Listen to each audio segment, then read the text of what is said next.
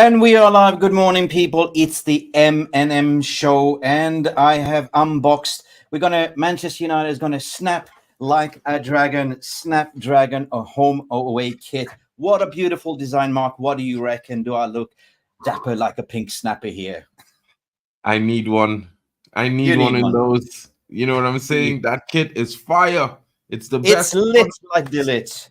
I think it's the best kit we have this season, guys. You're gonna love that kit. It's gonna look fire in the sun. So beautiful. Look, it's so retro Adidas, retro 80s kit. Look at this Snapdragon logo. That means we're gonna fight like dragons. And boy, do we have a show for you today. As England is it coming home? Somebody just called Eat Home Delivery. Is it coming home, Mark? You watched the game yesterday, and whatever we're going to speak about as well. Triple deal incoming now. Then Uruguay knocked out. Hollnd is knocked out. That means Zirkzee. Here we go. Iminent.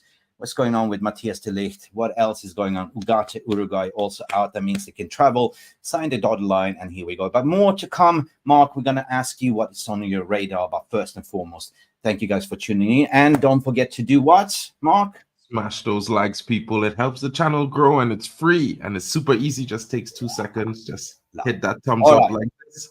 All right, let's kick on the show, guys. Smash the like, give us a little bit of a super chat, join the members gang, because here we go. Good morning, people. Mark, talk to us about yesterday. Is it coming home? Well, I mean, Kobbie Mainoo is telling everyone to sit down and hold my juice. You know, at 19 years old. No, he's not drinking alcohol yet. He's still drinking soda, pop, and stuff. You know what I mean? He's a teenager.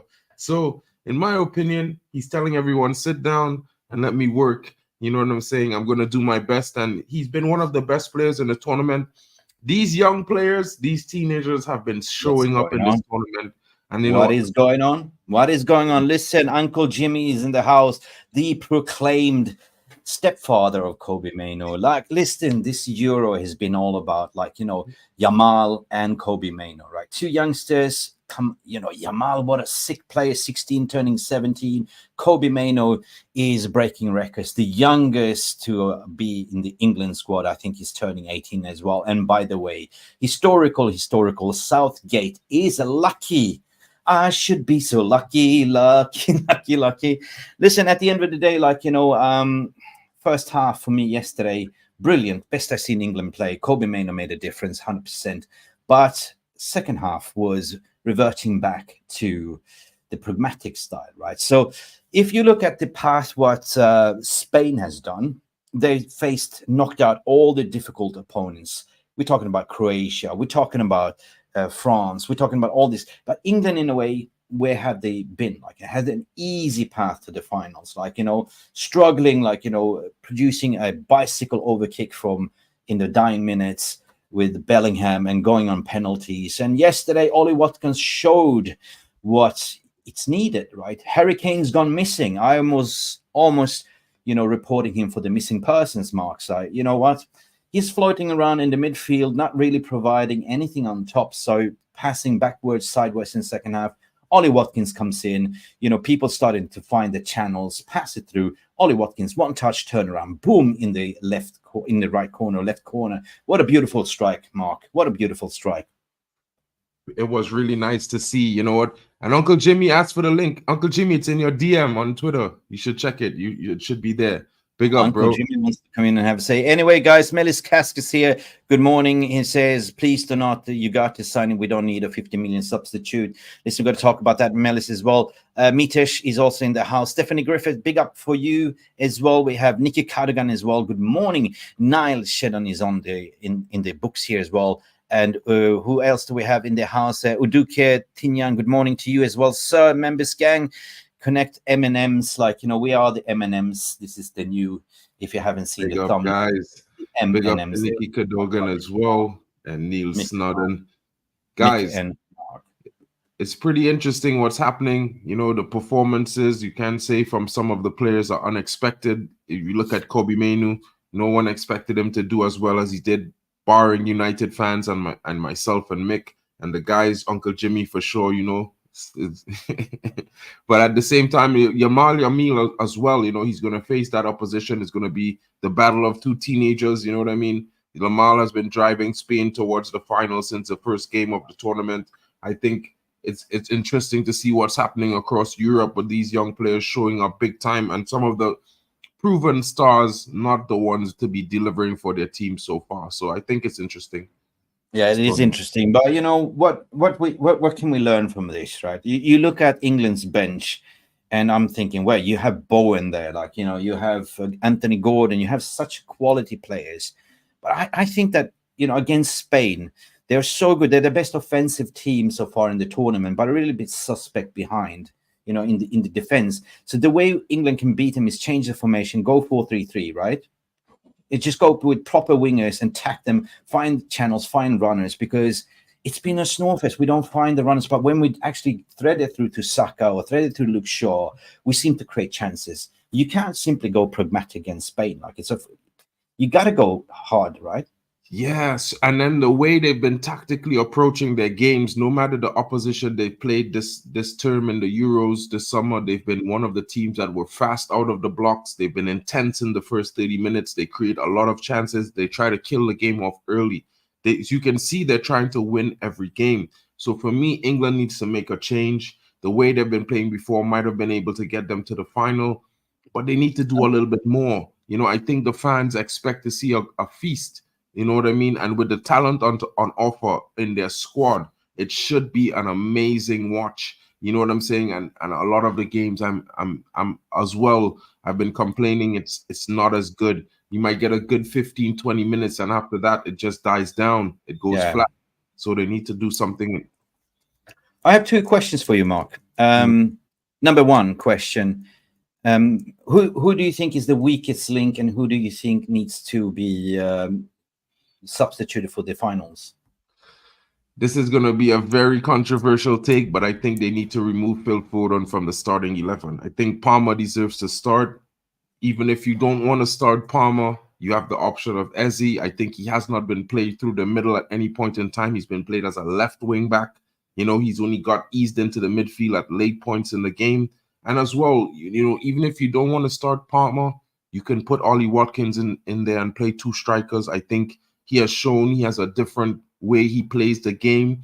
He gives the team an opportunity to supply him like a striker should be. He's the one that's staying in and around the box. So yeah, gotta make changes there. Right. You can ask me the reverse question, what I think. And you know, we have a composter coming in with a joke: replace Southgate straight away. Don't play him in the finals. For me, Mark, it's clear and obvious. Harry Kane hasn't done anything. He's been floating around, missing person, as per se, playing in the midfield. So whenever we go into where's the fox in the box? There's nobody in the box. Like, even if you pass this cut through passes, there's nobody to receive it. And the receiving end, Trippier needs to be set on the bench. We need to play. Not because because we are a United fan, but it's natural. Like, you know, play a left-footed, like, you know, wing back like Luke Shaw. And I would say thank you, England camp, for giving Luke Shaw his preseason training, because now he's kind of getting into the fit for the preseason by being part of the final, you know, in the finals as well. So that's massive. And I agree with you with Phil Foden 100%. But I would say, like, look, you know, play players in the natural position. I think that Kyle Walker has been absolutely shocking, and Stones, it's just like been sleeping. I think that England should be benefiting what you say with a little bit more energy. Kobe Mainoo has been the fresh spark, like, you know, the best player in the tournament in that midfield. I'd say that definitely play Watkins on top, find runners, and, you know, it's going to be, especially when you play Spain, play like a 4-3-3 or something like that. Three in the back doesn't work. I mean, I don't mind the three in the back for England. I just mind some of the attacking output, like Campos is saying. I feel like, yeah, Kane has not been up to speed. He's been dropping too deep. He reminds me of he's playing back in Spurs when he should be playing like he's playing for Bayern Munich, because he doesn't do that at Bayern. This is the interesting thing for me. He doesn't play that way for Bayern. He played that way for Spurs. Why is he doing this? And Big up Tommy Boyle says also he agrees Kane has not been up to the races. Take him off. I mean, it goes drifting. I mean, God, like, you know, you're a number 9 and all of a sudden you're playing like a CDM or 6 or 8 hybrid. Where are you, Kane, right? You should be there receiving the ball, and it's frustrating to see. But maybe it's the Southgate system, right? Maybe. I don't know, but for me, I look at a team with so much talent. I look at a team with a midfield that plays progressive, that can provide the ball going forward for the strikers. They can create everything. They're combative and they're physical. But the biggest problem is they have no target man. None. Yeah. There's no target man up front. And the winger is playing more of a 10 than a wing and roll. You know what I mean? Yeah, 100%. Listen, we are not here to speak about England, but since this was sensational, it is historical. Will it be coming home? I'm not from England, so for me, like, I'm neutral. I said in my prediction that I think Spain will still nick it. I think Spain is the better team, but it is, you know, one game. It's a final. It's anything could happen. It's a 50-50. But I think that it will still revert to be pragmatic. You know, I think that they will pretty much let Spain dominate, and we will kind of try to hit him on the break. But still, it's up to Southgate to prove. Now, he's not going to get sacked now. This is historical. Mark, he's probably going to say, oh, this is the best England manager, like, you know, by default. Hassan, big up. Let's kick on the show regarding Manchester United. And Hassan, I see what you're saying. After signing Zirkzee, Ugarte, then go for the Zariduo, Pedro Neto, Youssef Fofana, Amrabat, Cadioglio, Ferdi, Lenny Euro, Mohamed, Simaki, Giorgio Scalvani. It's not part of the list, but this kind of fades into what we're going to talk about, Hassan, as well. Offload Sancho, Rashford, Greenwood, a swap list. Man, we should recruit in Hassan here as a sort of producer, because you hit the nail on the head, mate. You know, we're going to talk about that. Listen, Hollnd is out. Zirkzee came in. What a prat from Ronald Koeman. He is apparently the Holland's Southgate 2.0. With 1 minute, 2 minutes left to play, he throws in the dice, throws in the Zirkzee. He's been playing pragmatic, throwing in Weghorst. But what about Zirkzee? Zirkzee looked apparently at Kobe Mainoo. They blinked on each other. It is a done deal to be happen. Now, De Ligt, Zirkzee, Hollnd is out of the competition. Do you think now, according to reports, this is imminent? This is just going, complete the medicals, sign the dotted line, hold up the Snapdragon shirt, and off you go on your holidays. What's on your radar, Mark? What do you think about this one? Oh, I think it's going to be very interesting. If we was to talk about the final, I think it might come home, and I'll keep it moving there. Although I expect Spain to be very much the big problem in attack. They will probably score at least 2 goals. But you know what? It's been a weird tournament so far. But going forward, some of the players that we are signing, they're out of the tournament at this moment. A lot of our main targets, Ligt, as well as Zirkzee. It's very possible that you could be hearing some deals imminent with them in the next 24 hours. I feel like, you know, it's more or less now that the tournament is out of the way. They're ready to do their deals to get to their clubs, start preparing themselves for the next season. I think Zirkzee is one of those youngsters that is very ambitious. So I think, you know, you would definitely be hearing a quick response with him. The Lenny Euro thing is also interesting. I know we might talk about that later on, but I think we'll talk about that later on.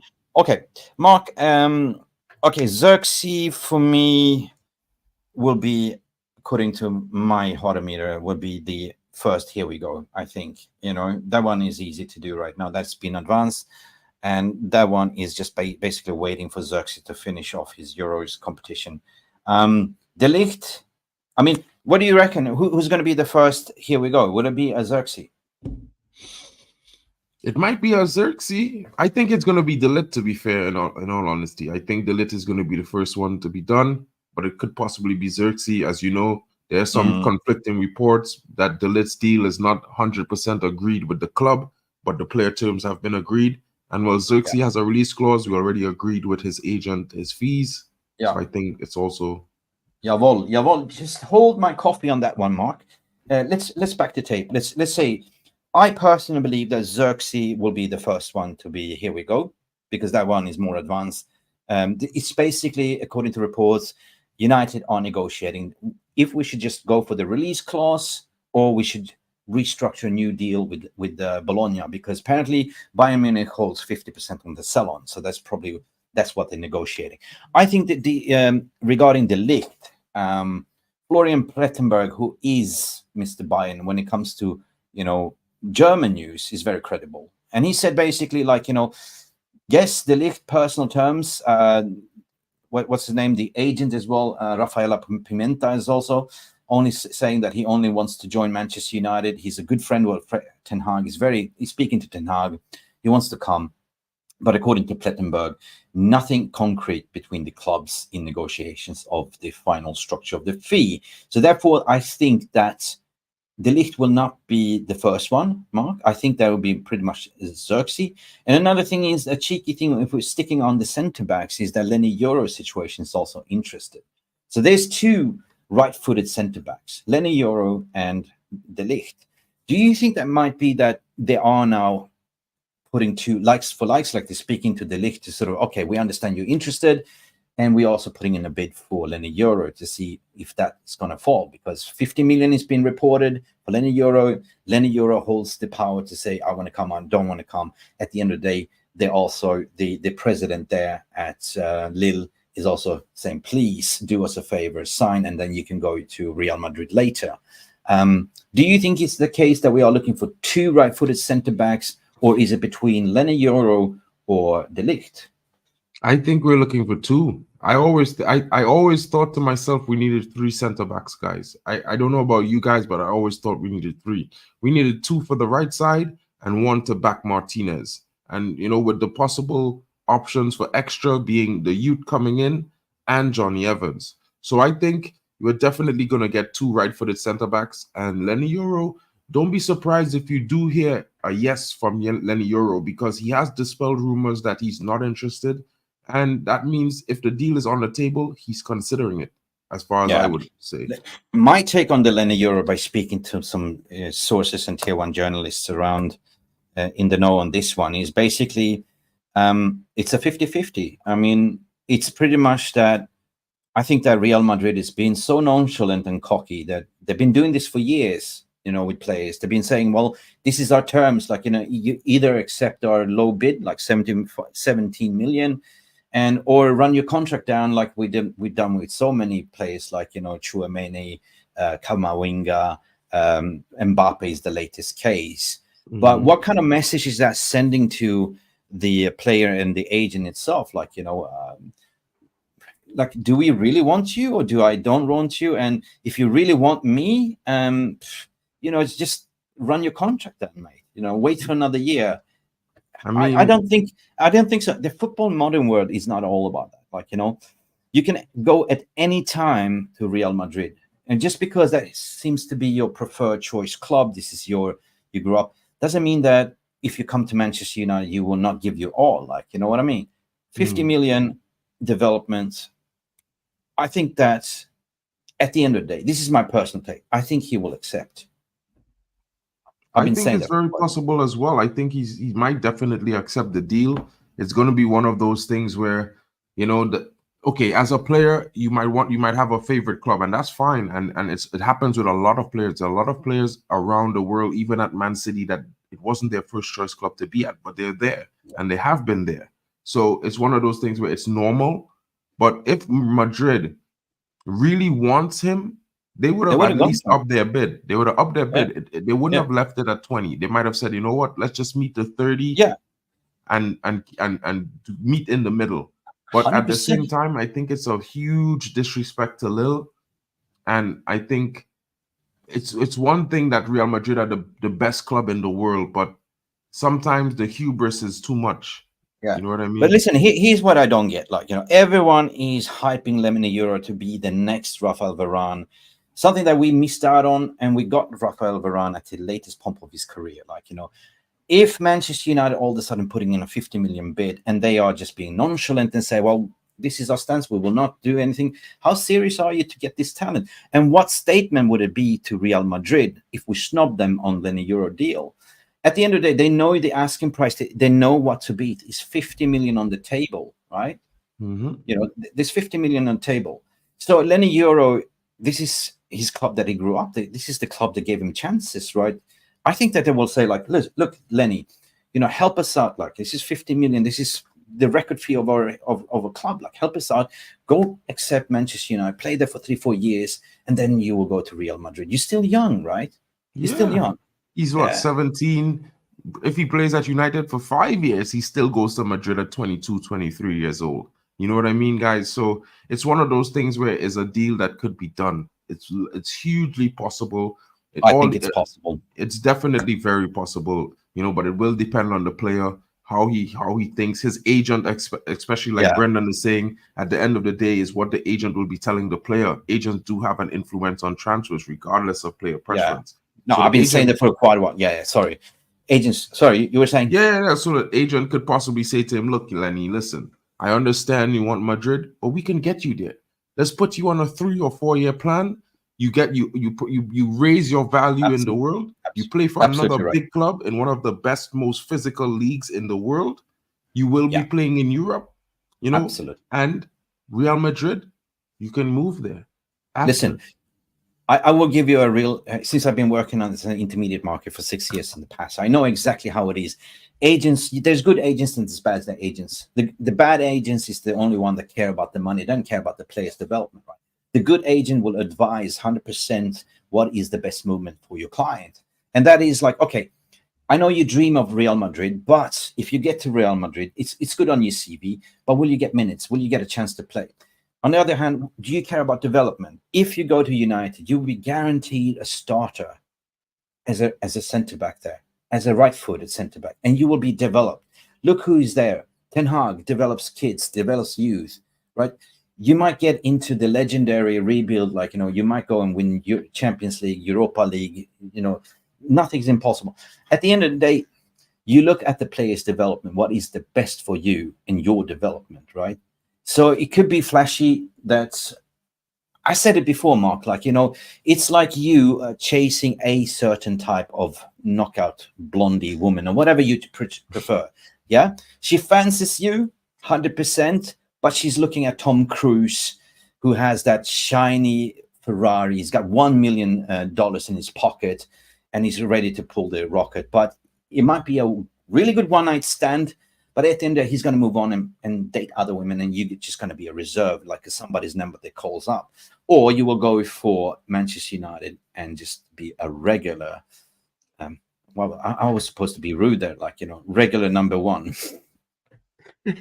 Well, I mean, you know, like, I understand DJ Superfi's opinion as well. You know, you don't want to be a stepping stone, but at the end of the day, people change their minds, just like, you know, decisions change, just like opinions change, just like, you know, analysis can change. You know what I mean? He might come here saying in 3 years, I'm going to Madrid. He might spend 2 years here and then say to the club, listen, I love it here. I don't want to go anywhere anymore.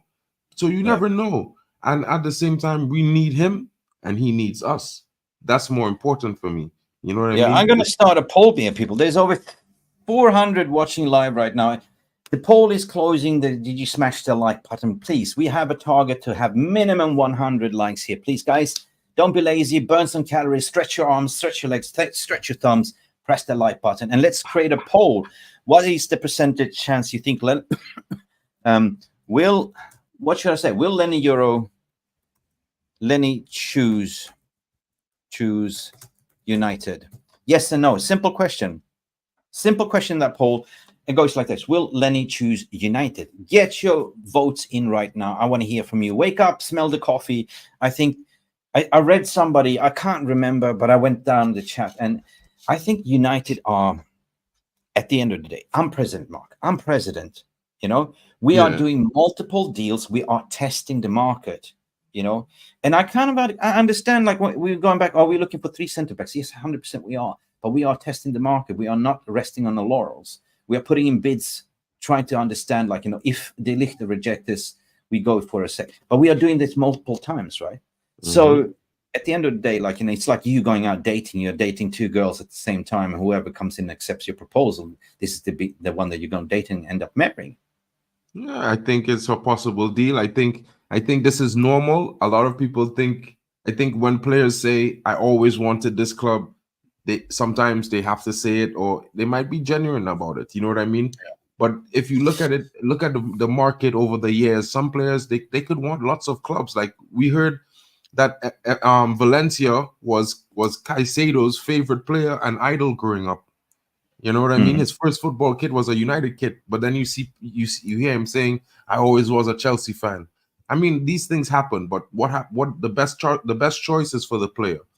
The good thing is United is showing that, yo, we want you, we want to have you here, and the players to decide. The deal is on the table.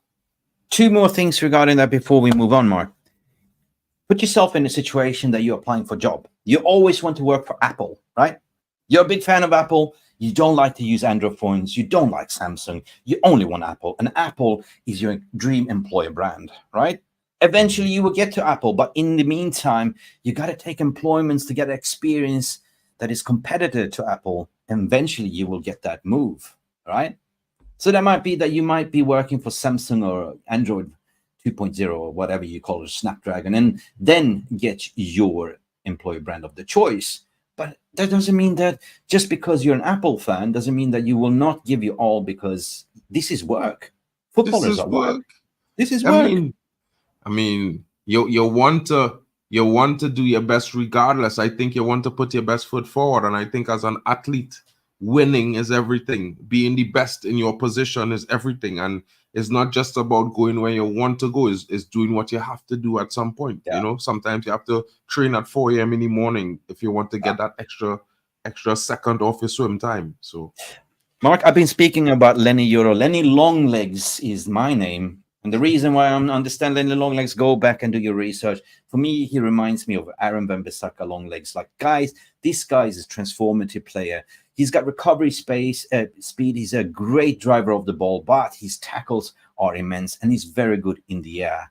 This is a player that I think is box clever, and people are saying in the chat or in the voting panel that 72% at the moment will think that Lenny will say yes to Manchester United's proposal. It's a marriage, guys, but you know what to do. There is now almost 500. Our target is get to up to 200 likes. If you get 500, Mark will do a chicken dance. Guys, do it now.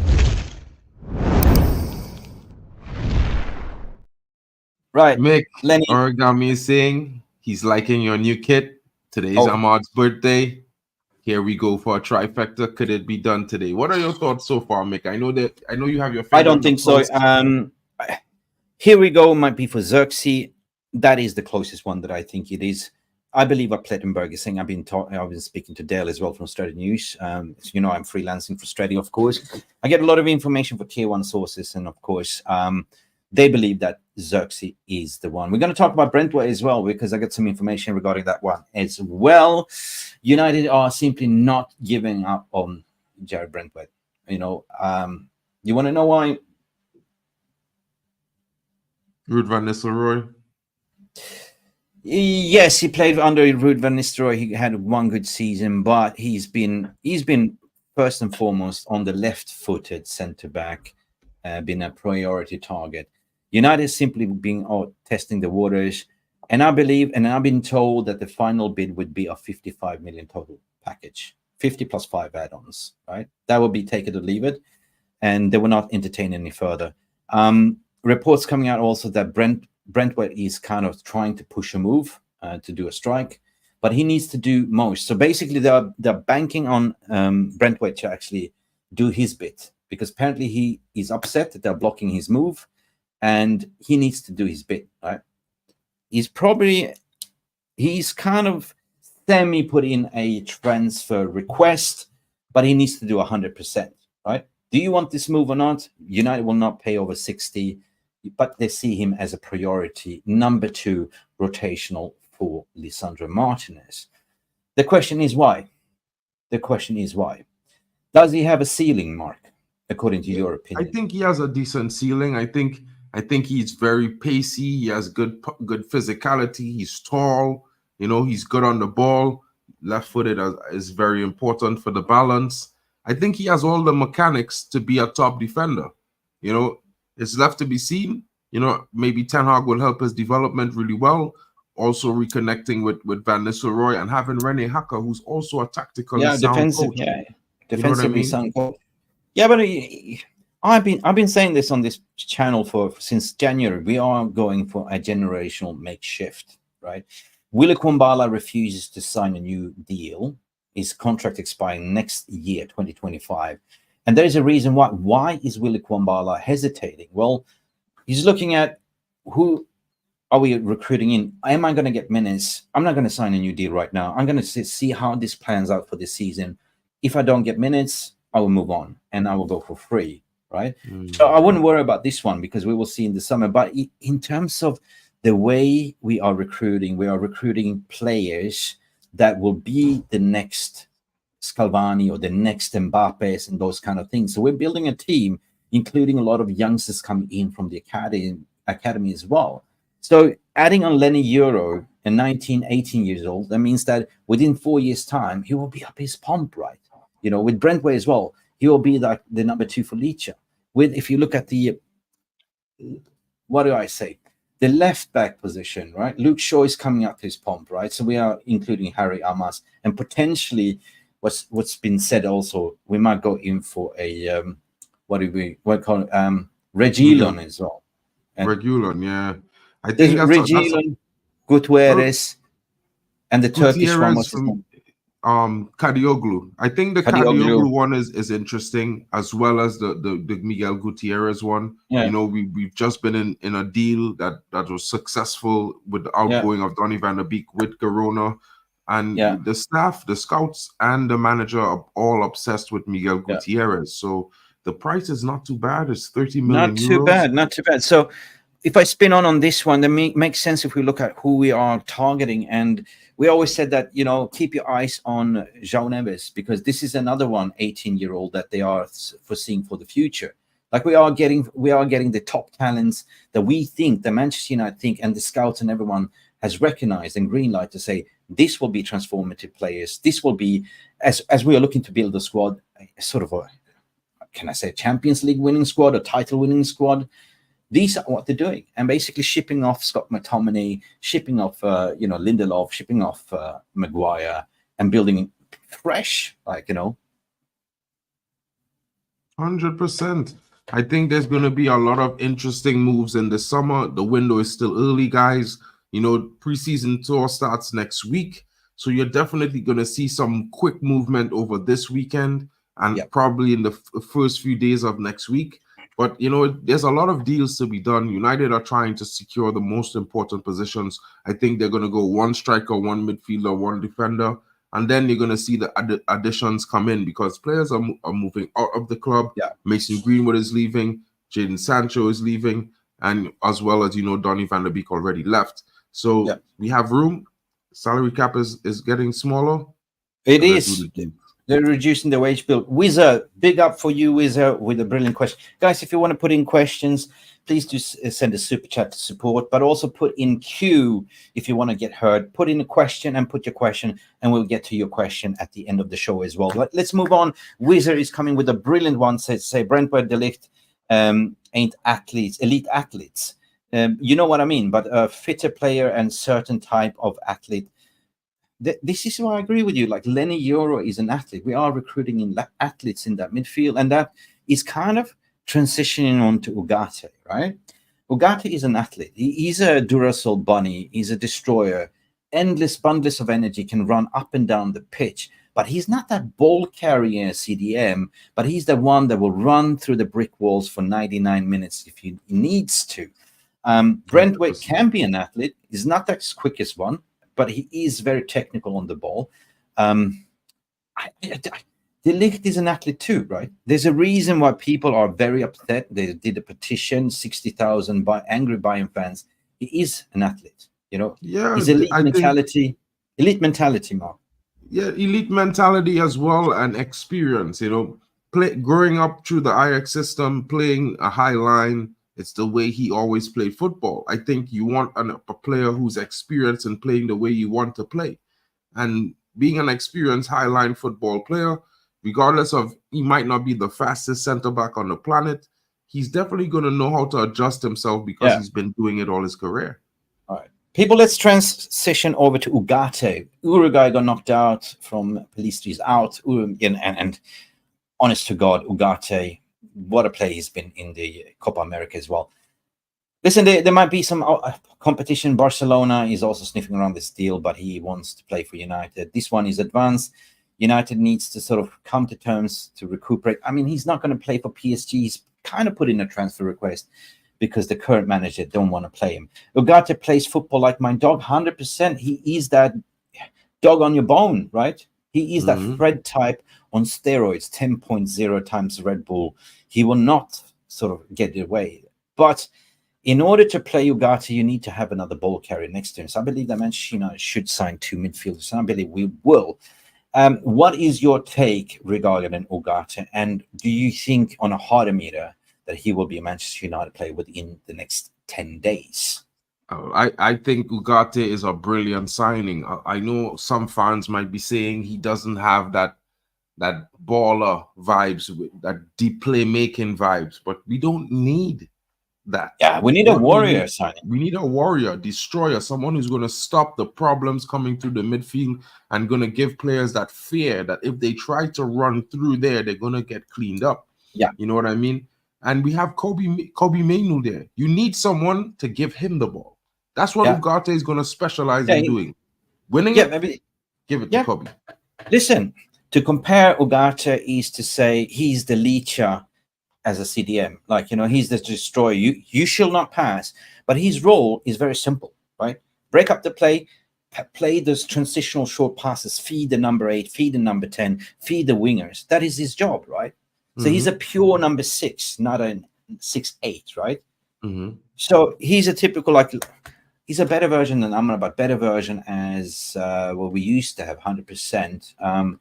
So for me, this is a must CDM that could defend, especially if we're going to play 3 in the back eventually. Like, he needs to hold that fort, right?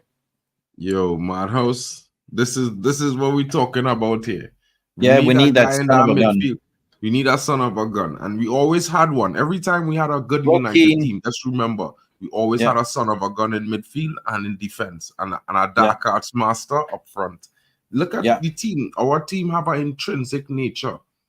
We get Martinez, our defensive ability improved. You know why? Because he's that Vidic type, that son of a gun in defense that will, you know, take you out. You know, he dogged.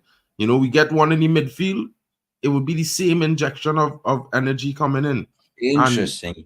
I agree. We had Roy Keane. We had that son of a bitch, Roy Keane. We had that one in your face. Michael Carrick was quiet, you know, but he was that son of a gun that didn't let you go. He was a quiet son of a gun. Even if you, okay, we also had the guy that went to PSG. Fucking forgot his name. The Spanish Basque.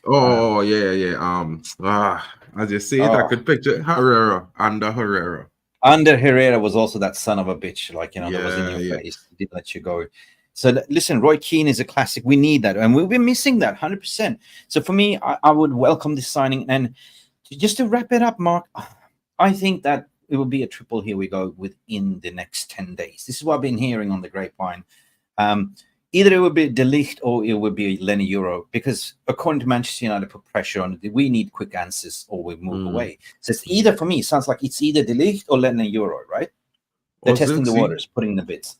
Zirkzee, it's done deal. It's done deal almost, right? It's going to be here we go. But I'm talking about triple as this title. Triple deals incoming, right? So to start with, I'm thinking it might be a quadruple, you know, like, because this, if you're saying we're going back in for Brantwaite, it might be here we go. You know, you might get all 4. You might get 2 cents. No. It's not here we go. Brothers and sisters, it will be here we sprint. Here we sprint. Like before, Manchester United used to be here we crawl. If you know what I mean. Here we crawl means that United used to come there. You used to frustrate our fans. We used to sit there. What's going on?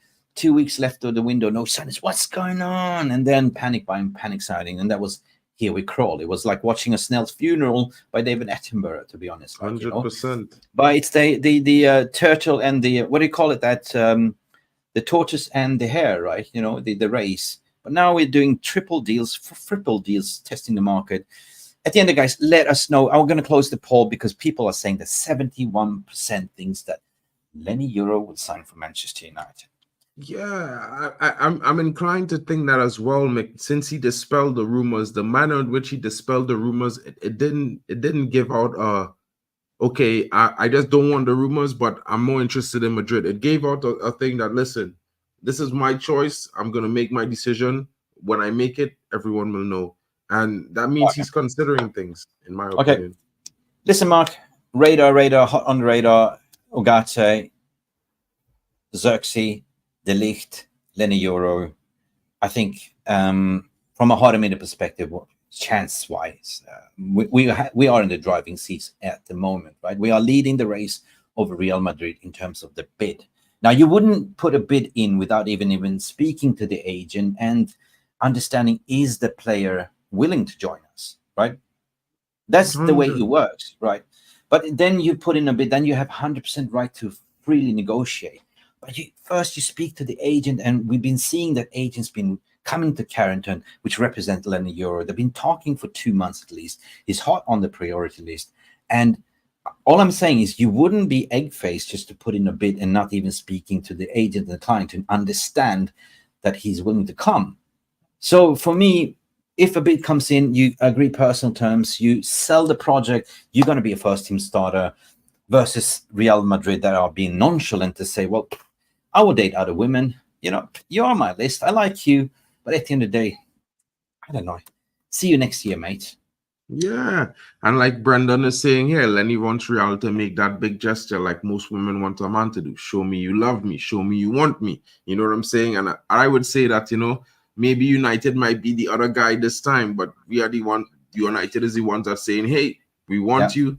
We like you. And I see Uncle Jimmy is here. Yes. Wait.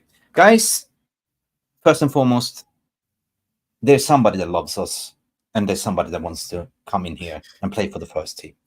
We want to hear from you guys. Leave your comment in the comment section. Until then, we have somebody that loves us and somebody that wants to have a say. His name is Jimmy. Some people call him Uncle. Some people call him the father of Kobbie Mainoo. Uncle Jimmy, welcome to the show. How you doing? I'll never get used to that introduction, my brother. I'll never get used to that intro, but I love that intro always, man. I love it. It's very accurate, you know.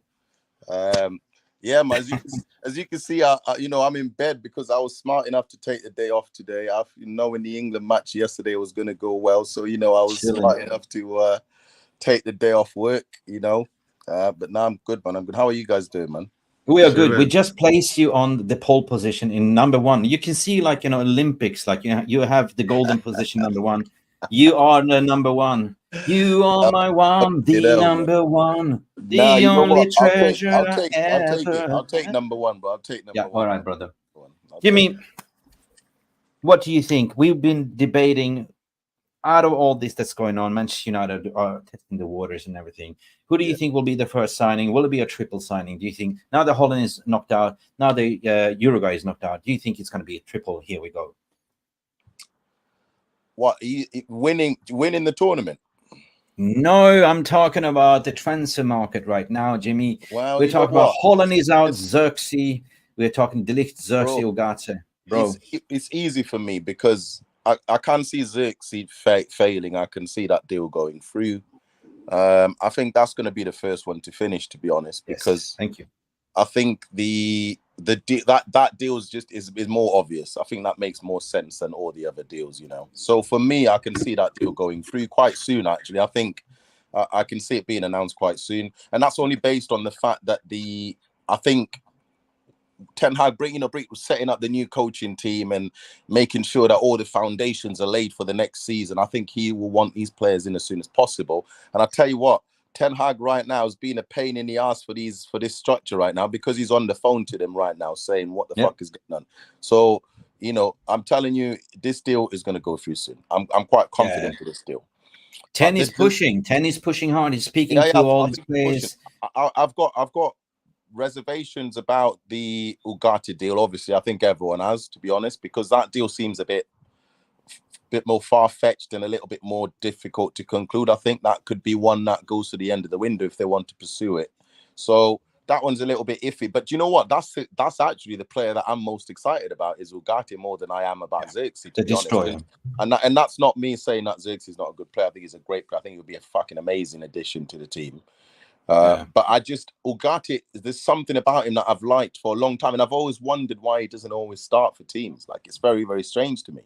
So I'm looking at someone who, for me, that profile.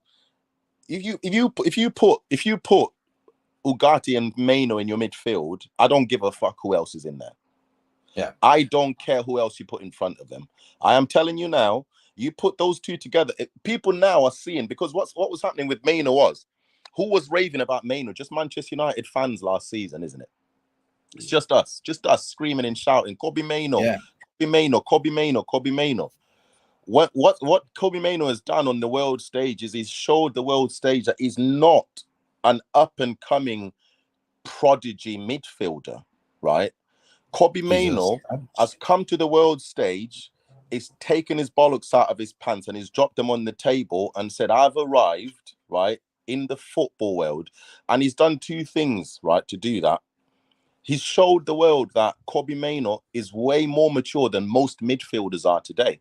A lot of midfielders today can only play in a certain system, right? So many midfielders can only play under one manager. We've seen it. How many midfielders? Look at Calvin Phillips. How many midfielders have we seen that have been deemed to be these amazing midfielders? You put them under a different manager, a different system, they can't do it. That's what happens. You know how good a player is by how adaptable they are to any system 100%. And any manager that comes 100%. In front of them, 100%. Right? This is why, for me, I respect midfielders like Lampard, right? I respect midfielders like Gerrard, because if you look at those guys, their game never changed under any manager. You give them any manager in the world, the game is the same. Yeah. Same output, same productivity, same effort, same. There's these high top class level midfielders, and Kobe Maino, and I'm not saying that Kobe Maino is as good as these guys. I'm not saying that at all. Please don't shoot me in the face, right? Don't come for me yet. No. But what I'm saying is Kobe Maino has demonstrated every signal that I look for to tell me that this is a player, a midfield player, because midfield, I always say, is the most difficult position on the pitch. I don't care what anyone says. No, that's true. This is a midfield player who is intelligent enough to adapt not only to any system, any tactic, any manager, but he's also able to adapt to any situation. When the team is when the team has gone into defensive mode and everyone is on the back foot, he can play that football. When the team is on the front foot, he can play that football. When the team is relaxed, passing the ball around, enjoying, having fun, guess what? He can play that football as well. So you have this midfielder who, for me, is an all-round complete midfielder. I'm not saying he's world-class people. I'm not saying I'm not stupid. I like football. I watch football. Kobe but he's still got a lot of development. He's still young. He's still has shown me every sign for every Manchester United fan to be very excited. And when I say that, this is why when I see him next to someone like Ugarte, who brings just a whole different dynamic of a midfield game, right? And then you can put anyone in front of them. You can put Bruno. You can put Mounted. You can put Mount there. You could put Eriksen there. You can put anyone there. So when people are crying out for, we need 3 midfielders. No. We have a good midfielder in Kobe Maino. We need a good midfielder next to him who brings a whole different dynamic of the game. And simple what you saw that in the last 4 games of the season where Amrabat played that CDM role that allowed Kobe Maino to be his best. Yeah. You know, let Kobe do Kobe, and Amrabat will protect him. Yeah, that's exactly what happened. Yeah, that's why when Man United have said that they were looking at keeping Amrabat permanently, I've got no problems with that. At the beginning of last season, if you asked me, I would have said I don't know about that. Right. I've got no problems with that, because if you look at those last games, Amrabat he's a type of player who wants to be the best he can be, right? So what he does is he adapts his game to the person he's playing next to. That's what he does. He's always done that. When he's been played at left back, he's done the same. When he's been played, when he played at right back for a few minutes, he's done exactly the same. He's 100%. His game to who's next to him. Now, what's happened is at points when he's adapted his game, the person next to him is not good enough for him to shine as well. So he's failed because he's trying to adapt his game too much to the person next to him. When you have a Right. good player like Maino next to you, you can adapt and look absolutely amazing on the pitch, because that's what will happen with Amrabat and Maino in midfield. You're talking sense, Jimmy. You're talking sense. Let me add more bone to that meat, or meat to that bone, to be honest. When you're speaking about Kobbie Mainoo, we as Manchester United fans have seen it. 1 year ago, nobody really knew around the world who Kobbie Mainoo was. Yesterday, I was sitting with a Gooner supporter, my brother from another mother. We were watching the England game, and he was like waxing lyrical. Kobbie Mainoo, he's such a good player. Kobbie Mainoo is the best in the England squad. Wow, what a player, like similar to Yamal at the 16-year-old at Spain. Well, when rivals are starting to begin up, like, you know, that means that he's fucking good, right? And he was absolutely saying, he was saying to me, like, look at how much value is the England squad. He was saying, Rice, 100 million. And he even mentioned Kobbie Mainoo. He said he's worth 100 million. Right? Yeah. Now, I think you couldn't sell. I don't think you can put a price on Mainoo now, because, and I think if you're Manchester United, you obviously, there's no way anyone in the hierarchy of Manchester United would even consider any offer for Kobbie Mainoo. You could offer, and I'm not this, and this is not a joke, I mean this when I say this, you could offer Manchester United 150 million now, and they wouldn't sell Kobbie Mainoo. They wouldn't. He's the future. Right? He's the future. They wouldn't sell him. And the reason for that is because what Kobbie Mainoo brings is it brings success because of the way the midfield is going to play with him in it. Right? Yeah. And that success is going to bring you so much more than 150 million pounds. So you couldn't convince anyone in the board of Manchester United to sell Kobbie Mainoo. It just makes no business sense whatsoever.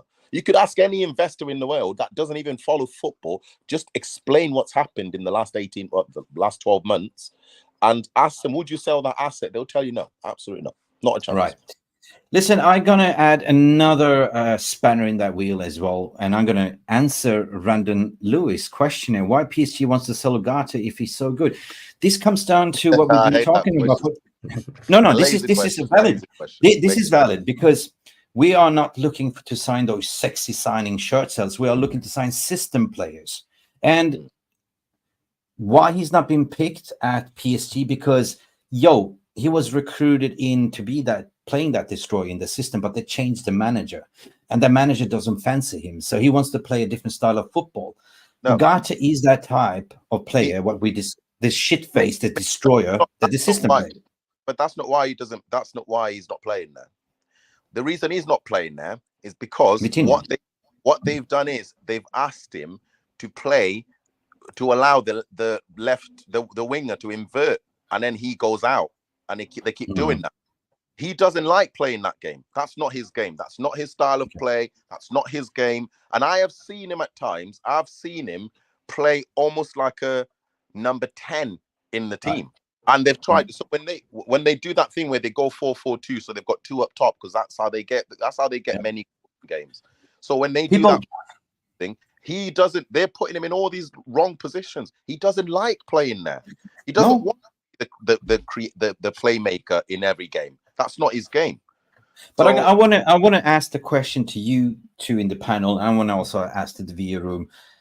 Isn't it clear and obvious the signings that we're going for now is more system players, right? Rather than they do a job within that system, right? You look at, we are looking for playing a high line. We're looking at athletes that could recover the ball. Lenny Euro is fast. We're looking for ballers in the wing section, because obviously we're going to talk about the wing situation. For me, it looks like we're going to play three in the back, and in order to do so, you need fast, pacey players, and you need that destroyer, the CDM, like, what we're discussing about Ugarte, that can sort of be the defensive shield and play those simple passes to feed it up to the attacking line as well. What do you think? Do you see that we are more going for the system signing players, and it makes sense what we are going for? Yeah, in a way, I think it's interesting because we need players to play certain roles, and while we might say you want a baller, what is a baller in your definition of a baller? It have different types of ballers for me. Like Ugarte, in my opinion, is a baller in his own right. He's very good at what he does. What we need is a destroyer, and he's one of the best.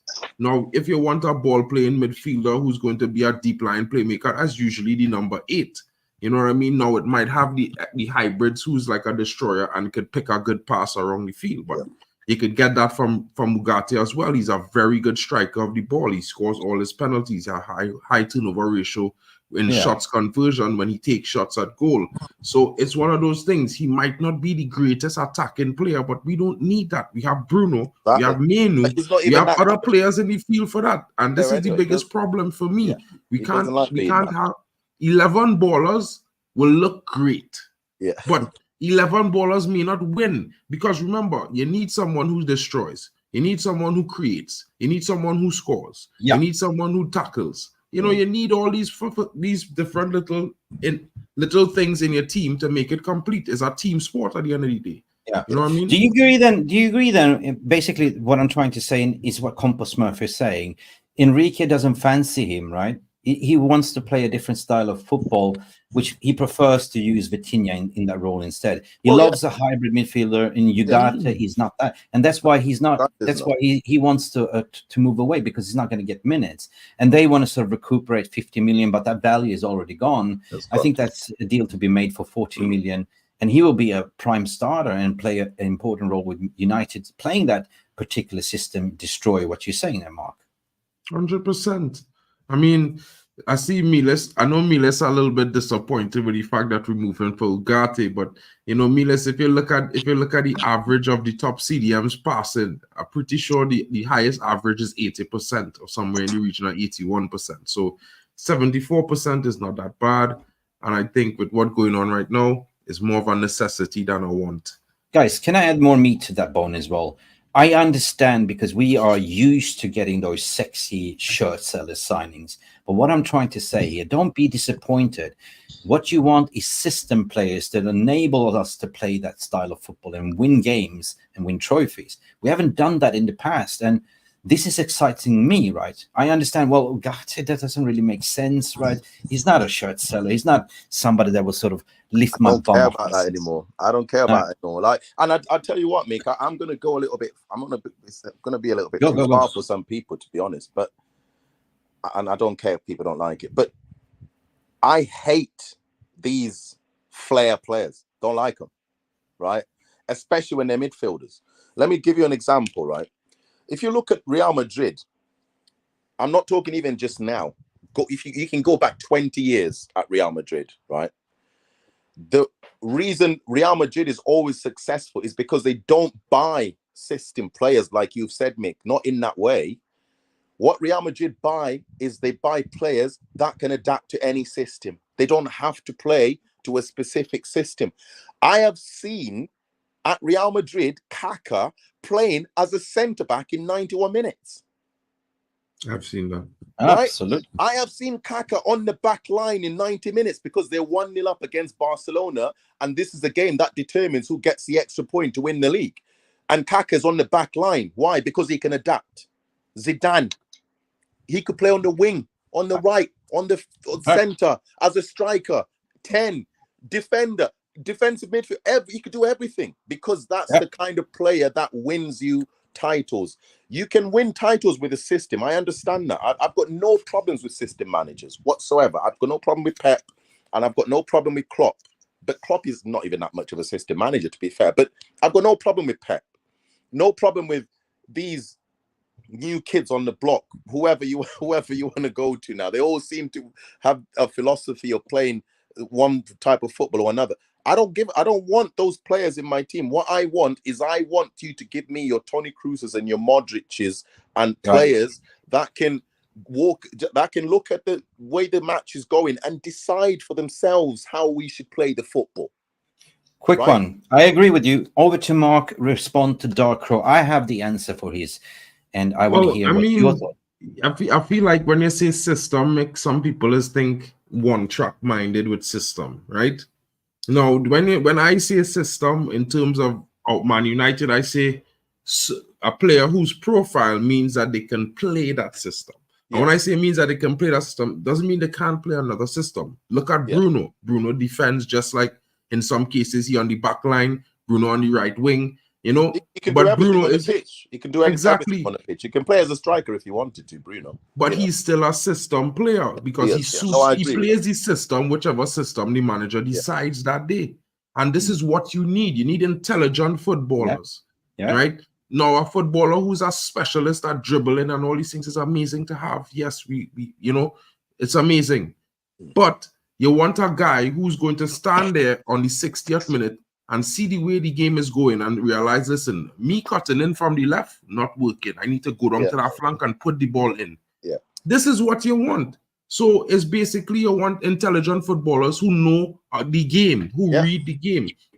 Ugarte might be limited in the fact that he can dribble as well as others and drive with the ball in long stints. But he's a player who reads the game.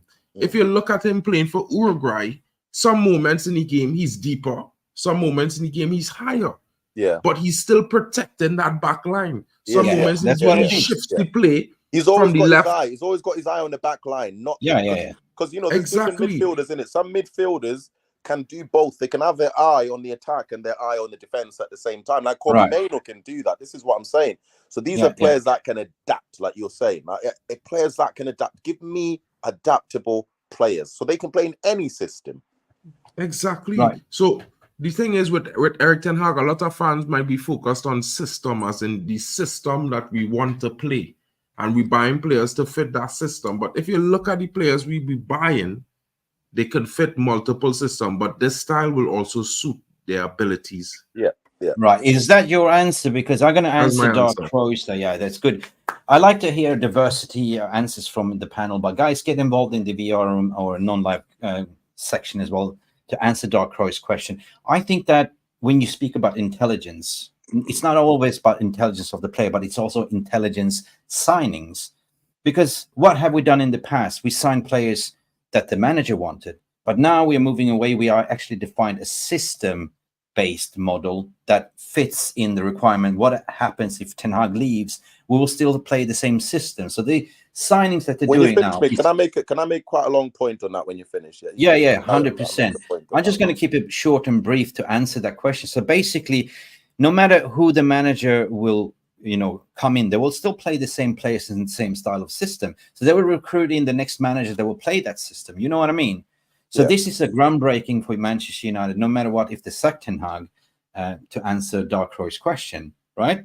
So we haven't seen this before. So this is very sexy to me, right? You don't necessarily need to have those shirt sellers, but you need the system players that could sort of continue the work, even if if they replace the manager. Yeah.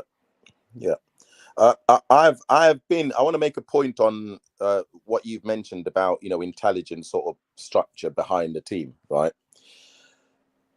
I've been underwhelmed by the level of excitement from Manchester United fans about Ten Hag signing a new contract, right? And I'll tell you why. Manchester United fans should be very excited about Ten Hag agreeing to a new contract. And I'm not saying you should be excited because you love Ten Hag. Nope. You should be excited because you love Manchester United. Ten Hag signing of a new contract means two very important things. The first thing it means is that the structure has told Ten Hag exactly what it's going to be like. Because I promise you, they're not signing Ten Hag because they're desperate for a manager and they need to keep Ten Hag and he's the only guy that can get the club forward. System. He's absolutely fucking not, right? Ten Hag is a very good manager, very good coach. I think he's going to take us very, very far. And everyone knows I've been Ten Hag in from. I've never even thought Ten Hag out for a second. Never ever, right? But Ten Hag signing a new contract means these two things. First of all, is that the structure behind Ten Hag have told him, my brother, you can stay here, but this is how things are going to go. Now, what that means for future managers is that whoever comes in, guess what? You're going to have to fit into the structure, not the structure fitting into your way of how you see football. You're going to have to fit us, not the other way around, right? So Ten Hag signing of his new contract is, and he had every right to go on his little tour of saying, look, Manchester United have kept me, I'm the best in the world. Blah, blah. That's fine. You can do that, bro. That's fine. You do that. You put your balls on the table as well. That's fine. We understand that. I would do the same, right? Right. You be cocky with it. That's fine. That's up to you. You've got your right. But it's not like Manchester United have kept him because they're desperate to keep a manager. Absolutely not. Manchester United have made a decision because they know that Ten Hag has started something at this club that is worth keeping, something that is worth pursuing and moving forward with. So that first reason that the Ten Hag staying means the structure have now set their authority on this club. They've stamped their authority. So Man United fans should be excited, because any manager that comes in will only be a manager that fits into that structure. So if Ten Hag is successful, we are looking at a very long period of success for Manchester United, right? Because the structure is spoken. Now, the second reason Manchester United should be very excited is because Ten Hag signing a new contract means that Ten Hag himself has looked at the way that the structure have presented the project to him to say, this is how we're going to move forward. And we all know Ten Hag is a meticulous football brain, regardless of what the output was last season. We know the man is a meticulous football brain. Every professional football person that's worked with him has said, this man is meticulous about his work, right? So we know that. So if he's signing a new contract, guess what? It means that he's looked at the structure, he's looked at what they're presenting and how they're going to work going forward. And guess what, Jim?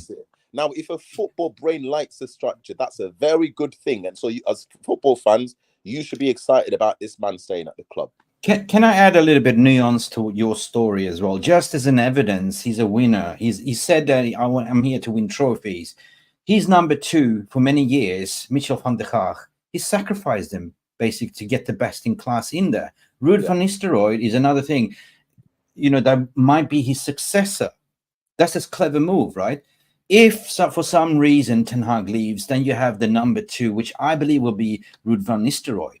And another thing, when they've done this strategical review, they looked at everything and they sort of underlined that, it's not the manager's fault. It's the personnel, the environment all around the manager. We give you all the ingredients, the best-in-class people that will support you, and we will back you to play. But if you decide to leave, we have already done a succession plan in terms of Ruud van Nistelrooy to take over. PTSD, Mick. Let me tell you, Manchester United fans, PTSD. And what I mean by that is, Manchester United fans, we have been brought up in an era where, for our club, the most important person was the manager all the time. Who's the most important person? The manager, Sir Alex Ferguson, the be-all and end-all of Manchester United. It was always Sir Alex Ferguson. He is Manchester United. That's how we know it, right? Even when Big Ron came to the club, right? I'm telling you, and I remember this very vividly, because at the time, I remember my mum was working in Manchester. I grew up in Coventry, right? And at the time, my mum was working in Manchester. And I remember my mum saying, coming back home and, in Coventry, and saying, who's this this Ron person? What is it? Like, Manchester is going crazy over this person who's going to be a Manchester United manager. I didn't know anything about him, because obviously, I'm a youth, I'm a kid, so I don't know anything about news. I don't read newspapers. I don't really listen to the radio like that. I don't watch TV unless I'm watching a film. So I didn't know anything. But I remember him coming in and the fan base just putting him on this pedestal before he even walked into his office, right? And he came in, he did all right, did fine. Yeah. But we looked at him as everything. So when Sir Alex came in, we just kept it going. It was always the manager. So now, Manchester United fans don't realize, especially the ones that hate Erik Ten Hag, they don't realize you don't need to hate Ten Hag. You don't need to. The reason you don't need to hate Ten Hag is because now we've got this actual structure behind the manager. No one gives a shit who the manager is. The structure is right. The most important thing at the club is the structure. A winning mentality. It's creating an environment where success is going to be paramount. And whoever is detrimental to that success cannot stay at the club. Simple. You're spot on, Uncle Jimmy. Spot on. And even Tommy Boyle. So guess what? Halfway, because Manchester United fans that hate Ten Hag are crying, why the fuck have they given him a new contract? Listen, Jim. Sorry, I'm swearing a lot, I know. But I'm No. It's a Jim. Listen, but we are Manchester so United used. But let me just finish this bit. Yeah, okay. Sorry. Manchester United fans don't realise if he's not doing well by half of next season, they're getting rid of him. Yeah. He's gone. Pressure. Why are you worried? Why are you stressing for? Why are you so vexed? Calm down yourself. Relax yourself. If the man doesn't do well, they'll get rid of him. They'll get another manager because the manager has to fit the structure. I keep saying this to people. It's frustrating to keep saying it. It's not about Ten Hag. It's about Manchester United. Mend them United fans. I understand the PTSD and the divide that's been there. We always seem to create this agenda. We sack that manager. That's the solution. We get rid of this player. It's going to be the solution. No, you're absolutely right. According to Tommy Boyle, what he's saying here as well, spot on. And this has been recognized by this strategic review. He said it 2 years ago. It's not about the coaches. We had great coaches. It's the structure environment around it to support him to be the winning way. So in order to do so, we need to build the backbone, the structure first. To back the head chef to cook a brilliant 5-course meal, and that's what we're doing right now. So, and what are you going to do? I like the way that we are second guessing who we're going to sign. Nothing's coming out the club. They've been very professional about it. They're moves like Jagger on the transfer window, doing multiple deals, and this is unprecedented. So, guys, I agree with what everyone is saying, and I agree with where we're heading at. So big up Tommy as well, guys. I'm afraid we're over time, right? We have so much things to talk about. We are 10 minutes over VAR extra time. And regarding the Brentwaite situation as well, guys, Gavin Cunningham is also saying that Brentwaite just come out to say that the contract deal was bullshit and Everton are deciding to cut all their ties. Guys, at the end, fuck me. What you going to say? I just don't believe that, because there's no way that a big club like Everton would say we're cutting all ties with a big club like Manchester United. It just doesn't work like that in football. Who the hell do you think you are, Everton? We are going in there lining up for. I don't believe they would. Leonard Euro, the Ligt, 50, 40 million. Are you coming here to say for a guy? 70 million. No offense to whoever's reporting, it's not you. I'm saying, I think what the source or whoever's saying, I don't see how a club like Everton would say we're cutting ties with Manchester United. You are going to want a player from that club, whether you want to believe it or you want to acknowledge it or not. You're going to want a player from that club. You don't do that. I've only ever seen it happen once with Real Madrid and Juventus back in '99, when Real Madrid said they're not gonna deal with Juventus ever again on football transfers. I've only ever seen that. That was the only time I've ever seen that. I've never seen that with any other top football clubs ever before. I think the final bill would come in on 55, 60 max package, like 50 plus 10 add-ons maximum. 50 million in your pocket plus 10 add-ons, achievable add-ons, right? Yeah. This might go to the end of the window, but at the end of the day, Everton, they only have 2 assets they can sell at the moment, and that is Brentwaite and that is Onana, right? So my question is to you guys, where the fuck do you think you are, right? When we are doing a deal regarding the Ligt, which is a world-class... Listen, when you're doing a deal regarding the Ligt is a world-class player on the stage, international, right? You're doing deals like left, right, international players.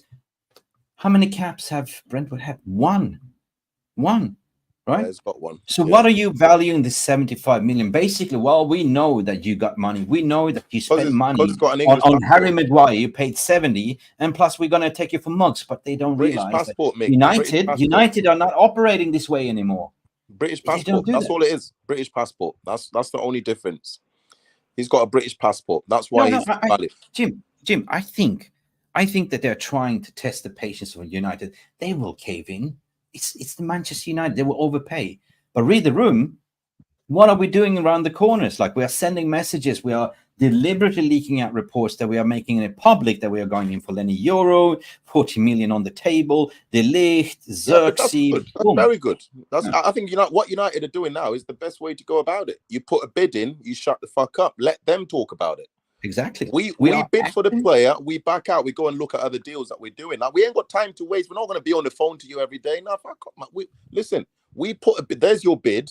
This is what we've got. You come back to us when you decide. You can leak news and you can leak whatever you want to leak. We don't care, because we can't control what you guys do, but we can control what we do. So we put a bid in, and we are telling you that there's also this other defender that we're looking at. So that's all we can do, is we can tell you how much you want to pay. Listen, we are acting like Snapdragons. I'm loving the logo on the front. I'm loving the Snapdragon. It's so much better than the Let me just put it straight. I think that we are showing the Billy Bollocks here. Who's got the biggest balls here right now? We are showing the world that we are serious. We are acting like a big club again in the transfer market. Although we haven't signed anything, but we are lining up and talking about multiple deals. And at the end of the day, we'll pick from the on the litter of who is the best. Like for us to go for the Ligt and put a bin for Euro at the same time, and we will say, okay, both accepted. We pick then a Euro over the Ligt. The Euro deal is a for me is a strange one, because my contact in Leicester, I have a good contact, a journalist contact in Leicester, and he's saying I've nothing. There's no information. There's just no one knows even what direction this is going to take. Why? I don't know. I have no idea. Because they're keeping a very silent. Yeah, I think nothing so. is leaking out. He's saying normally we know murmurings and we know who's talking. Yeah, but who in 1 week we didn't even know we were getting like what's his name, the head of recruitment that just came out of nowhere. Like this is the way we're operating, like stealth, like Liverpool. We pull the trigger without even knowing, and within 3 days we hear some rumblings, some rumors, and all of a sudden it's got legs. Like all of a sudden publicly bid. Since when did we see that happening? We are acting like we have the big balls again, like a big club. Going head to head with Real Madrid. Listen, going head to head with Real Madrid. If you win that race against Real Madrid for the Euro, that is a statement. I think that is a massive statement if you win that. I think so. I think that for me though, the bigger statement would be the if we sign Zirkzee and we conclude the deal now, like in the next week or so, I think if we announce that deal, I think it sets the tone to the market for where Manchester United are and how we're going to operate in transfer windows. Because I've said, if you give me a window with Zirkzee, Ugarte and Ligt, right, and maybe you give Amrabat a new contract at Manchester United, or you extend his loan, whatever. I don't know what they're going to do with Amrabat. So I don't know what the deal looks like for Amrabat. But if you can keep those 4 players and then maybe throw in a couple of loan players, maybe a couple of free transfers, right? For me, that's fine. I don't mind that. That's a good window. That is absolutely fine. Someone posted a lineup that I haven't seen yet. And I'll try and find it in a bit and send it to you, Mick. But I looked at the lineup and there was nothing special. I looked at it and I thought, yeah, that's fine for me. If you've got Luke Shaw and you've got De Ligt and Martinez in defense, you've got Dalot or Wan-Bissaka, because I've got no issues with those two having a season together. I don't mind that. I don't mind them chopping and changing with each other, because I don't think that takes away from anything else that we're doing on the pitch. They're both decent players, so I think they're fine. All right. But then you've got you've got Maino and Ugarte, then you either have Fernandes or, for me, Ericsson or Fernandes ahead of them. And you've got Garnacho on the right-hand side. You've got, you see what I'm...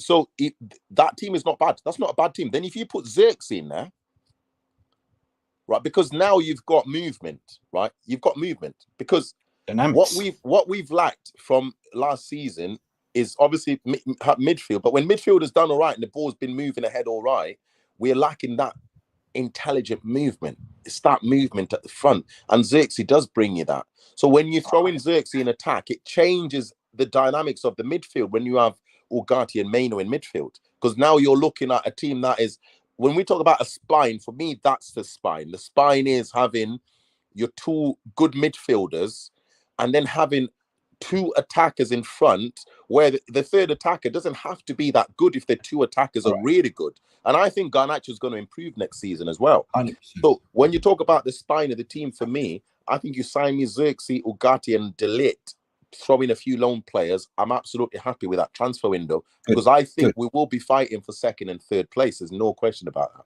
Oh, yeah. Mark, you agree with that? Short answer, we're running out of time. 100%. We have 20 minutes overtime. Let's keep it to 10 minutes because we've got a lot of other things. And there's 600 of you watching live right now. Guys, all we can ask for you, it's free. Burn some extra calories. Smash that thumbs. Yeah, hit the like, man. Hit the Hit like. the likes. like, We got man. Uncle I Jimmy don't in the understand when house. people don't hit the like when they're still actively watching. It's the strangest thing ever. It's interesting. Strange. Yeah, man. It's such an confusing. interesting psychological thing, isn't it? It's like I can't be bothered to lift my finger, but I'm gonna scroll through all these other apps while I'm here and while I'm listening. Just hit the like button, man. Just it's fine. Hit the Yeah, like. help Hit the the like. channels grow, guys. It helps us grow organically. It pushes the viewership You to the get these next possible conversations all viewer. day, every day. Then you know what I mean. That's like it's, 100%. All right. Listen, I think that, Mark, at the end of the day, we are slapping our balls on the table to say, look, we are a big club.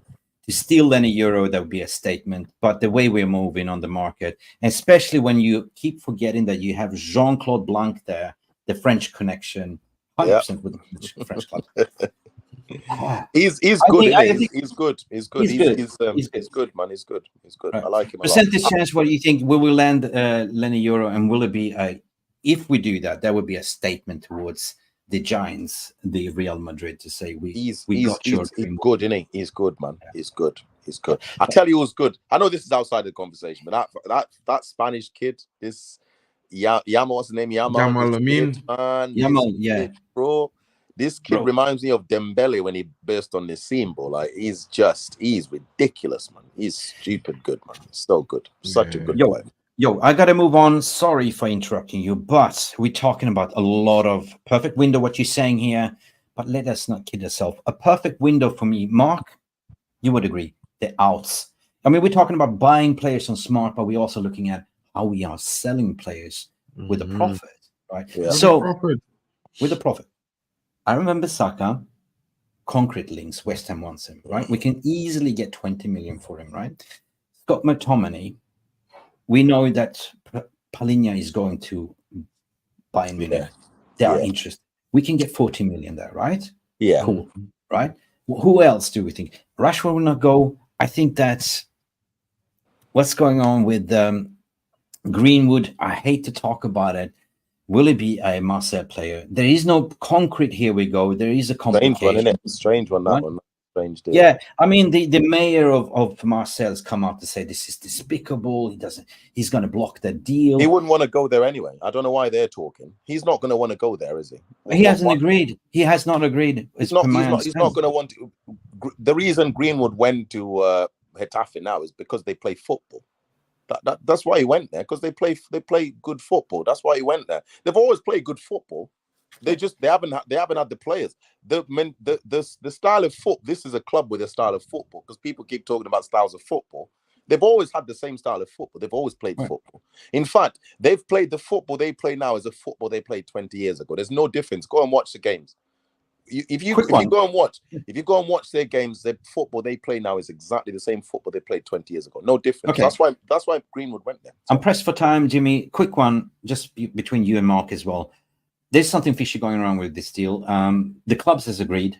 There's a 20% sell-on clause, which John Murtaugh fucked up when he actually loaned him out to Getafe to say, if we sell Greenwood, you get 20% on the sell-on. It's a report on 27.6 million pounds in pure profit.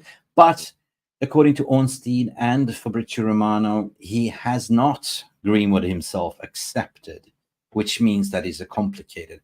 Guys, what do you think is going to happen here? Greenwood is back in Manchester training with the lads. It's been reported that we want 40 million for him. Do you reckon he's going to go to Marseille? It will be a here we go. Or do you reckon, for some miraculous reason, he's going to stay as a Manchester United player? I don't know, guys. Like, honestly, spanner in the wheel. I will be honest and say this, right? If we get a good deal for him, it might be the best situation, right? But with the recent remarks of the French mayor, I think, yeah, it's one of those things where it's techie for me. You know, if he leaves, and we will be probably a lot of United fans will probably be happy. You know, they will say that we don't want the stigma with the club. But then I would say concurrently, you know, you want him to go to somewhere that he going to be allowed to play football and be somewhat welcomed. And when you see in these kind of things, that's kind of possibly a danger to the player and his family going forward. You know, when the mayor say that, you know, to have extremists that might want to take first action because he's there. So I would like him to, if he has to go somewhere that they will welcome him. If not, he's one of us, and we raised him as a child. We need to, we could protect him. We could deal with can I provide a little bit nuance to that debate here right now? Because he's a very valuable asset, right? There's a reason why we are seeing these that are including 50% sell-on clause plus ability to buy in more shares into his stake, right? So they don't see that. They see if we don't get the 40 million what we're asking for, we can let him go for 27.6, but we have the right to buy in more shares to him. And when you sell him, we get 50%. So we will recuperate that. When you get a second, read Wiz's comment. That comment is a really good comment. They have bad fans. Huge issue for Greenwood. Bailey wanted to go there, but he didn't he? No, true. No, Bailey went there. He went there. I actually went there. Yeah, he went there. And the problem with Marseille fans is they only really want French players, and that's the problem there. You get this. You get this like Girona fans, right? They only want Spanish players, right? But my closing argument about this is basically that United see him as the most valuable asset. They love to keep him, hence they also looking to opportunities to get as much more money for him. But if they're including a 50% sell-on clause, that money will be recuperated further down the track as well, right? But they also have the rights to buy more shares into the players, so they can go up to 60% sell-on, right? But if we see the stumbling block right now, right here, if United is not getting what they want, I see that they evaluate Greenwood from a footballing and an asset perspective, that they will find a way, if they don't get what they want, they will find a way in terms of PR, how to maneuver this. And I do understand you cannot unsee what you see in 13 seconds or clip and this and that, but you got to look from a human aspect. He's a human being after all. He's a father, he's a parent. And nobody's asking, what do you want, Greenwood? Do you want to continue at Manchester United, or do you want to make a statement anywhere? He doesn't want to go to Lazio. He's been thrown around left, right, center because he's an asset when we try to sell him. But be prepared mentally that he might be a Manchester United player coming season. The question to you guys, would you accept it? Hell yeah. I think we are focused a little bit too much on the weaknesses displayed 3 years ago. I think we should focus on the strengths that the player have, you know, the person, his humanity as a person, human being. As a human being, as a person. Yeah, 19 years old, of course, it's a mistake that no one would want anyone to make. It's not something we condone on here or even accept. But at the same time, he went through a 3-year period where I'm pretty sure if I was in that situation, I might not have been smiling and happy and looking as healthy as I am now. I probably have been looking disheveled, because the amount of abuse you would be receiving in between that time, I think it's one of those things where you must have second chances and chances for redemption in the world. You know, so you might dislike it, but I applaud you, because on this channel we are having a very balanced approach in everything that we think and say, provide a nuance. At the end of the day, you as a viewer, you decide. It's your truth, what you believe. But if you are watching, leave your comments in the non-live comment section as well, what you think, what we just said here. We are 3 minutes left of this window, and we're going to talk about, obviously, the next headache is Sancho. We're not going to talk more about that, but we are being linked to, and I keep saying, keep your eyes on Desiree Doué. I've been saying this for quite a while. We are missing out on, by the way, Yusuf Fofana. He seems like he's going for Milan, so that is one out of the order. But I say Ndoye and Yusuf Fofana is, especially now, as Desiree Doué has been highly on that list. So that means that if we manage to get rid of Sancho or Greenwood, we would definitely, Pelissier might go as well, by the way. So we need to replace Desiree Doué. Guys, have you watched much about him? I rate him. He is a fantastic winger. Yeah. But I don't. I've stopped like scouting too much because I just get frustrated. So I just I'm not. I'm watching players that I think we could go for. So even in the Premier League, for example, I'm watching. I'm watching players that I know that there's no way that Man United are not scouting that player within the Premier League a lot, because I think there's just the pool of players now, not midfielders, but like wingers. defenders just seems to be a lot of availability all of a sudden, and I'm just like I can't watch everyone. I can't do it, you know. Fair enough. So I'm Mark, just what do you focusing on think? the ones that I like. Yeah, but you know, I haven't watched him in Quick one, Mark. What do you think? I think if I had to class him to a player that I know really well, I would say he's the exact mirror image of this youngster who plays at Dortmund, he's an English player as well, Jeremy Bino Gittins. I think they'll be same ilk, same height, same build, same type of speedy dribbling ability, quick feet, good decision making, both footed as well. You know, it would be an option I would certainly take in the club. I think, you know, at the same time, yeah, I just want to, this one time, guys, I don't want to rush buying any players in attack because other than a striker, because I feel like we have enough young talent coming through the academy, and we should back it in that one situation. Like midfield, defense, but the wingers, the academy have some good talent. Right. We are 12 minutes over time. Let me just briefly give you a really big rundown. I remember Saka, we need to sell him. Apparently, the release clause for Frimpong is valid one more week after the Euros. So that means that we need to go for that if we sell him. United has sacked 2 physios in the staff. The 2 Dr. Death is gone, which means that the physio department, according to the reports, are now going to be restored. Big up for that. There's new facilities being built. I like that. Bless them, not for them, but I'm saying, you know, what else been happening? Yeah, what else has been happening? Donny van de Beek got his move, 500,000 K, which is an absolutely bargain, with a couple of add-ons as well. We needed to solve that problem. At the end of the day, guys, Zirkzee will be incoming very soon. De Ligt looks like, I don't know, we're looking for De Ligt or Lenny Euro. There's 2 bits on the 50, table. 50, that one. I think that's 50-50 a deal for me. 50-50. Left back situation looks like we're going to get somebody. And wingers depends on the sale of other wingers, like Palestra will be gone. So I said keep your eyes on Ndoye, keep your eyes on Desiree Due as well, and keep your eyes on Uncle Jimmy. The next statement's what he will claim regarding Kobbie Mainoo if he does well in the Euros. Yo, well, since he claimed Kobbie Mainoo, I go and claim Ethan Whitley early, because you know what? I'm telling them, this youngster, it have a few of them, but you see this guy? Oh my God. People will see him. He will get some minutes this term, man. I think he will do very well. You know what I mean? Him and Ethan. Speaking about Ethan Weekly, he signed his professional contracts 2 days ago. Happy for him. Very Pre-season tour starts in about 4 weeks from now. We're playing Rosenborg. We're in Norway, right? We're playing Rosenborg in 4 days, bro. In 4 days, bro. 4 days. Shit, it's going quickly. It's 4 days. It's 4 not days, that buddy.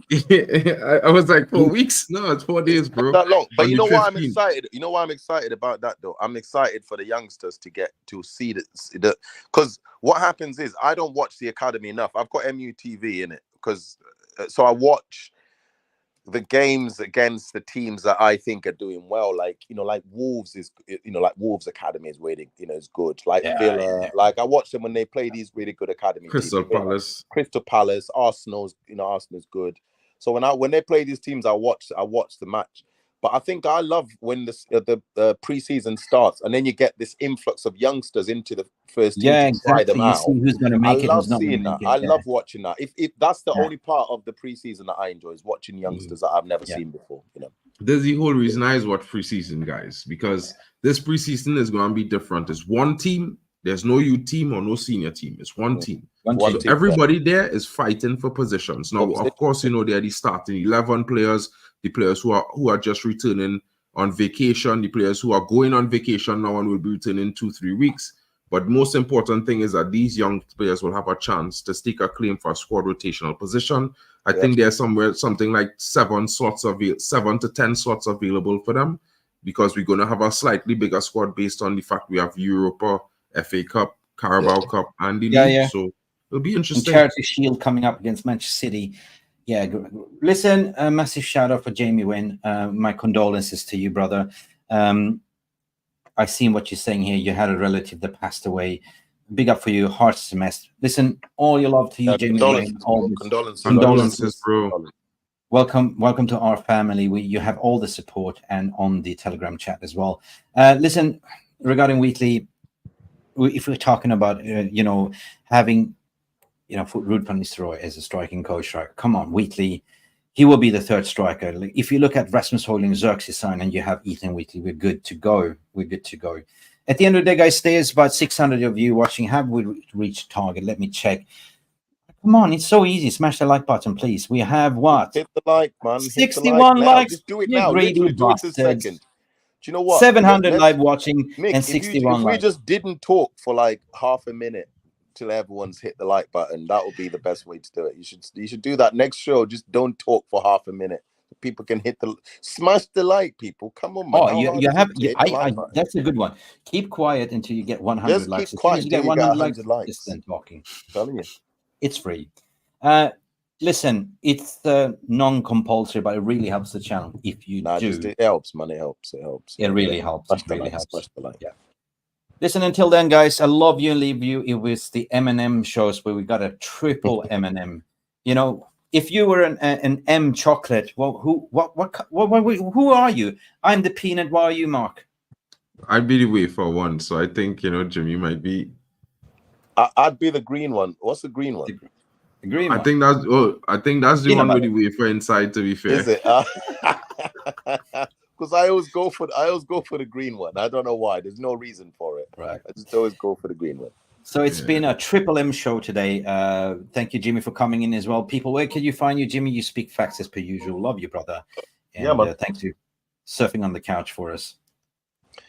Yeah, cheers, guys. Nice one. Cheers. Thank you very much. Appreciate you guys, man. Appreciate you guys. Big up, man. Whoa, we have a brother in Thailand. Are you in Thailand, bro? I'm in Thailand too. I'm in Phuket, Kamala Beach. Hook me up, mate. Let me know where you are. Maybe we can have a coffee together and talk shit and record a podcast. Oh, hey. Nice, bro. Nice. Bro, you're in Thailand. Let me know, man. Drop me a message, man. Let me know in the comment section as well. If you're in Thailand.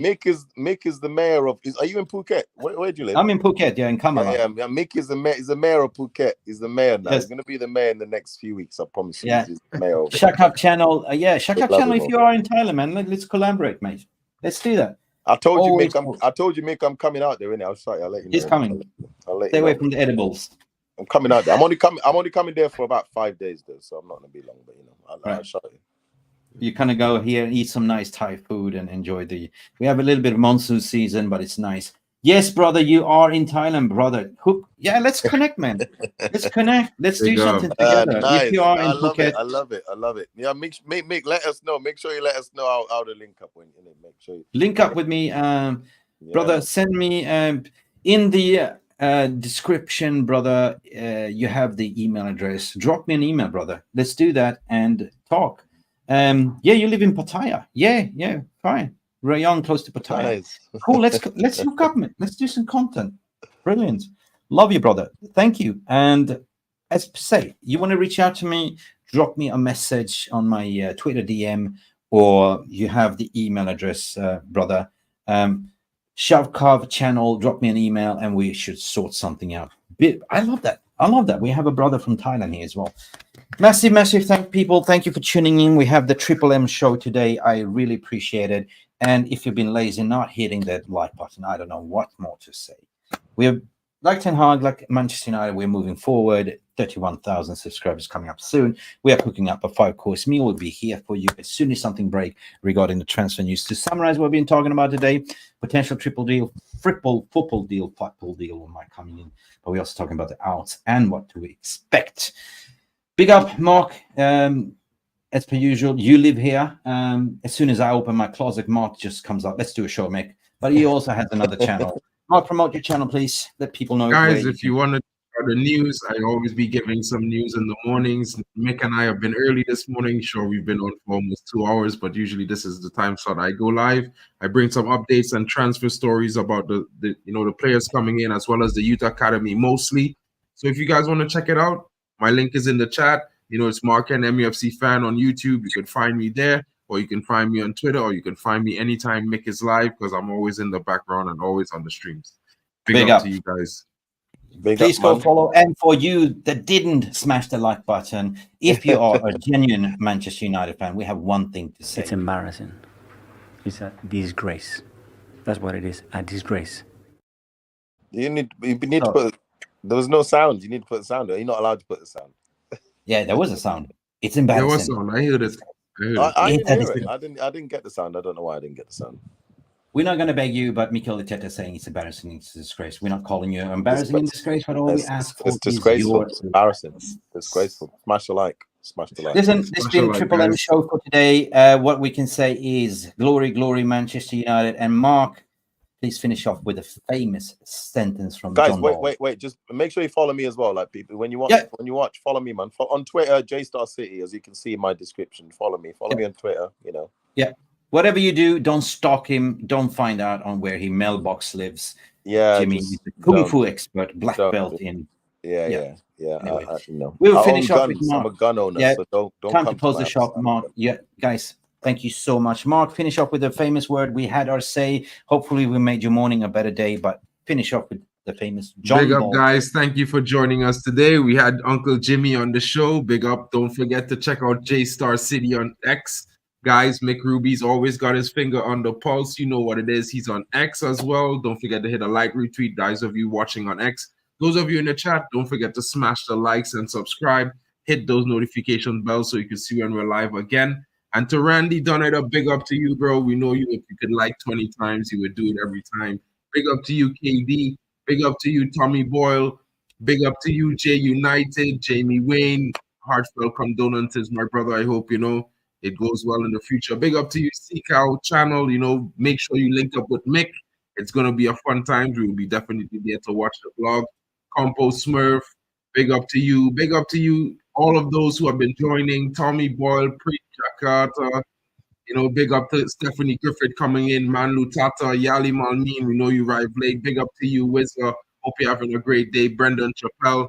We will be back with more news if anything breaks. And guys, don't forget, this is our community. Help the channel grow. All of the channels. Grasshopper. Yo, this is our church. This is when we come to heal our hurts. Boom. Catch you later, guys. Peace, love, and what's Mark? Go bananas. Love Man United and hate the Glazers. Always. Bless, man. Love you guys. Bless, man. Cheers. Thank you so much for stopping by and watching MUFC Realist TV. Don't forget to like and subscribe and follow us on the socials.